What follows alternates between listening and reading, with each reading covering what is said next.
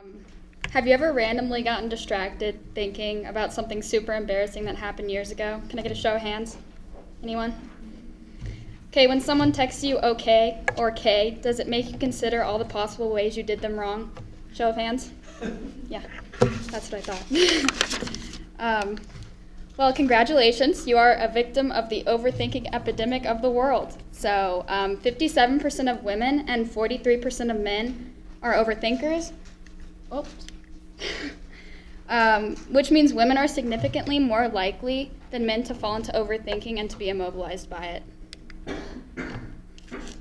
So overthinking is a national epidemic among young and middle-aged adults, but it is relatively rare among older adults.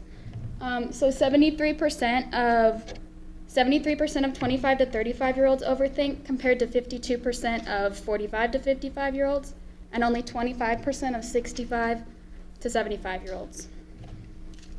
So it declines with age.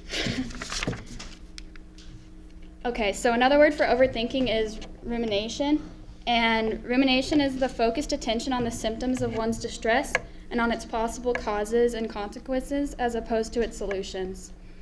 Overthinking consists of creating unrealistic scenarios in your head and losing sight of solving the problem at hand. It is very easy for people to let their imaginations run wild and allow troubling and usually negative thoughts to cloud their problem-solving abilities. Okay, so this text message might look a little familiar to you if you've ever overthought. So rumination creates problems that are not there anymore. It is important to keep things in perspective, as it is very easy to get inside your own head. People tend to overthink the most when something small or simple has happened, and we try to make it more complicated or negative than it really is. Overthinking also instills the idea that there is always something you can do to fix a past problem. In reality, there is nothing that can be done now. As a result, overthinkers generate poor solutions to their problems and feel unable to implement effective solutions. Constant rumination keeps people from living in the present. It is important to concentrate on making up for your mistakes of the past rather than dwelling on them in the present. Okay, so negative thinking patterns can cause you to overanalyze the severity of a situation and can trigger unwarranted anxiety. Overanalyzation can cause excessive worry, and suppressing worries and concerns can lead to worrying more. So worrying becomes a part of your conscious mind when you are an individual that overthinks most things. There is a very large struggle for overthinkers, as they will worry about problems that are not relevant to them and problems that may or may not emerge in the future. So over time, these negative thoughts, so these are problems associated with rumination. There's depression, anxiety, sleeping problems, drug and alcohol abuse, suicide, and even panic disorder. Over time, these negative thoughts are said to have the potential to lower your self-esteem, increase the chance of developing depression, and may even cause the development of a panic disorder. Overthinkers are significantly more likely to abuse drugs and alcohol, and overthinkers may push some individuals to consider or attempt suicide. Individuals may feel so much pressure due to overthinking that they will take drastic measures to drown out their own thoughts through different types of mind-altering and mood-altering drugs. Some people feel so attacked by their own thoughts that they will even take their own lives in an attempt to completely stop their thoughts. Sleep deprivation can also have a huge impact on our thought process. New research suggests that when people are tired and sleep deprived, the act of thinking hard can get in the way of good judgment. Overthinking has a tendency to take a situation and expand its plot in order to isolate mistakes and minor problems in our thought process.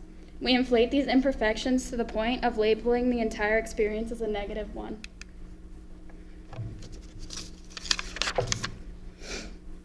So I've come up with a series of points to stop your thoughts, that stop overthinking.